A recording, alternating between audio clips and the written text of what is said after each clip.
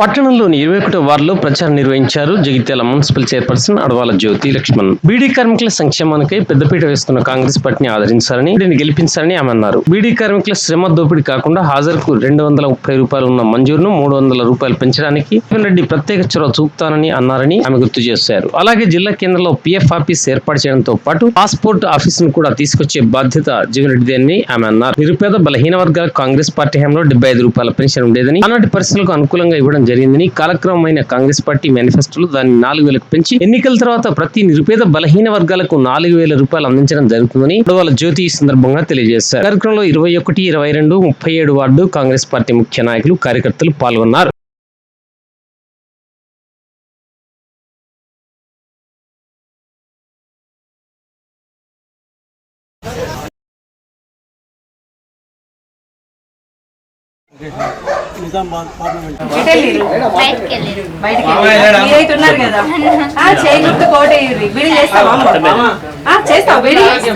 హజార్కి ఎంత వస్తుంది? 32 పెరిగింది. 2000 కదా పెన్షన్ ఇంతకు ముందు. మన బీడీ చేసే వాళ్ళకి గవర్నమెంట్ ఇయ్యలేదమ్మా. ఇప్పుడు మేము వచ్చినాక ఆలోచించుకోండి. సదరన్ సర్టిఫికేట్ కూడా అసలు పెట్టలేదు క్యాంపు. ఇప్పుడు క్యాంపు పెట్టిద్దాము ఖచ్చితంగా.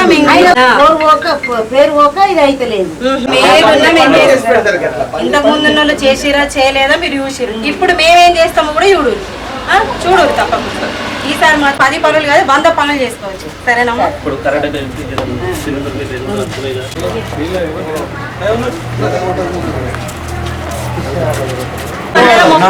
రూపాయలు వస్తుంది మీకు. 300 ఆఫ్టర్ ఎలక్షన్, అంటే ఈ ఎలక్షన్ తర్వాత 300 వస్తుంది.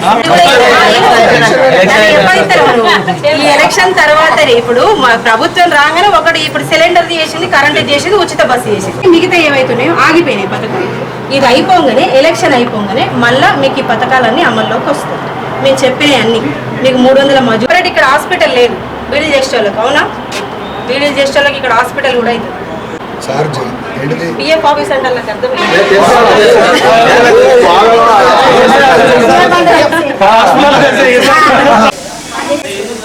జై కాంగ్రెస్, జై కాంగ్రెస్, జై కాంగ్రెస్, కాంగ్రెస్ జై జై కాంగ్రెస్, కాంగ్రెస్ జై జై కాంగ్రెస్. కిరాయి ఇలా అమ్మితే కలిసికట్టుగా దరఖాస్తు పెట్టుకోవాలి. రేపటికెళ్ళి ఉంది తీసుకొని పెట్టుకో, రాపించుకొని బీజేపీ తీసుకో. మేడం చేతులే ఉంటాయండి.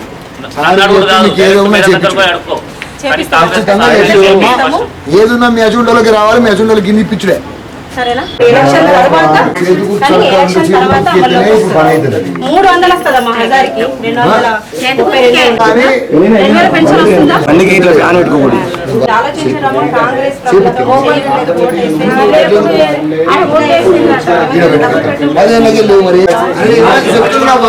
జై కాంగ్రెస్, జై కాంగ్రెస్, జై కాంగ్రెస్. 20-21 వార్డులలో ప్రచారం మొదలు పెట్టడం జరిగింది.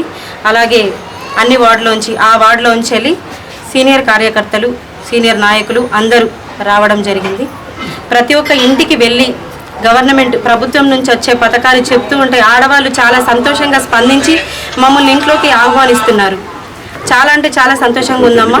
మేము ఖచ్చితంగా జీవన్ రెడ్డికి మాత్రమే ఓటేస్తామని ప్రతి ఒక్కరు చెప్పడం జరుగుతుంది. చాలా సంతోషం అనిపిస్తుంది. ఎవరింటికి వెళ్ళినా బొట్టు పెట్టి ఆహ్వానిస్తున్నారు. చాలా అంటే చాలా సంతోషంగా ఉన్నది.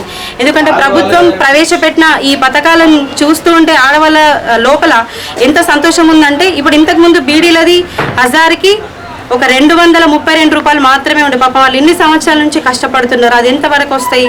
ఇప్పుడు జీవనన్న వాళ్ళ కష్టాన్ని గుర్తించి 300 రూపాయలు చేయడం జరిగింది. ఆఫ్టర్ ఎలక్షన్ల తర్వాత అది అమల్లోకి వస్తుంది. అది కాంగ్రెస్ ప్రభుత్వంలో ఉన్నప్పుడు ఈ పెన్షన్ ఏదైతుందో 70 రూపాయల నుంచి మొదలైంది. అసలు ఈ పెన్షన్ అనేది కాంగ్రెస్ ప్రభుత్వమే మొదలుపెట్టింది. 70 రూపాయల నుంచి మొదలైంది. దాని తర్వాత ఇప్పుడు మళ్ళీ కాంగ్రెస్ ప్రభుత్వం ఏం చేసింది అని అంటే, అదే బీడీలు చేసుకునే వాళ్ళకు 2000 ఏం సరిపోతాయి, వాళ్ళ కష్టం చూసి 4000 పెన్షన్ చేయడం జరిగింది. అది కూడా ఇప్పుడు ఏదైతే ఎలక్షన్ ఉన్నదో ఎలక్షన్ కూడా అయిపోగానే అది కూడా అమల్లోకి వస్తుంది. ఈ ఉచిత బస్సు కానీ, ఫ్రీ కరెంటు కానీ, 500 సిలిండర్ కానీ ప్రతి ఒక్కరి ఇంటికి వెళ్తూ ఉంటే మాకొస్తుంది అని చెప్తున్నారు. చాలా సంతోషం సంతోషంగా ఉందమ్మా. మీరు అందరూ చాలా సంతోషంగా మమ్మల్ని ఆహ్వానిస్తున్నందుకు. ఇక జీవన్ రెడ్డి గారిని గెలిపించుకునే బాధ్యత మనందరి మీద ఉంది. మహిళలు ప్రతి ఒక్కరు బయటికి వచ్చి మీరందరూ జీవనానికి సపోర్టివ్గా బయటకు వచ్చి జీవనానికి ఓటేయాలని ప్రతి ఒక్కరిని అడుగుతున్నాను నేను. మీరందరూ ఓటేసి గెలిపించాలి. ఇంకా మనకు ప్రభుత్వంలో ఎన్ని పథకాలు ఉన్నాయో అవన్నీ రాబోతున్నాయి. బీడీలు చేయని వాళ్ళకు కూడా మహాలక్ష్మి పథకం కింద 2500 మహాలక్ష్మి పథకం అంటే 2500ది మనకు వస్తుంది. అదే కాకుండా మనకు ఏదైతే బీడీలు చేసే వాళ్ళకు ఉందో ఆఫీస్ ఇక్కడనే పిఎఫ్ ఆఫీస్ అనేది అది ఇక్కడనే వస్తుంది. అది కూడా జీవన్ రెడ్డి గారు చెప్పారు. అలాగే వాళ్ళ కార్మికులకు హాస్పిటల్ లేదు ఇన్ని సంవత్సరాల నుండి, అది కూడా ఇక్కడికే తీసుకొస్తా అన్నారు. ఇంకొక విషయం ఏంటిదేనంటే ఇంతవరకు అసలు ఇక్కడ జిల్లా అయ్యుండి మనకి ఇంతవరకు ఇక్కడ పాస్పోర్ట్ ఆఫీస్ లేదు. ఆ పాస్పోర్ట్ ఆఫీస్ కూడా నేను ఇక్కడికి తీసుకొస్తానని జీవన్ రెడ్డి గారు చెప్పడం జరిగింది. సో ప్రతి ఒక్కరు దయచేసి ఆలోచించండి. మన ప్రభుత్వం వల్ల మనకు ఎంతో న్యాయం జరుగుతుంది. ప్రతి ఒక్కరు ఆలోచించి ఓటేయండి. ఎందుకు వేస్తున్నాం, ఎవరికి వేస్తున్నాం, ఎందుకోసం వేస్తున్నాం అనేది ప్రతి ఒక్కరు ఆలోచించి ఓటు వేయండి. ఎవరికి వేస్తే మనకు న్యాయం జరుగుతుంది అనేది ఒకటి దృష్టిలో పెట్టుకొని మనస్ఫూర్తిగా ఓటేయండి అమ్మ. ప్రతి ఒక్కరికి జై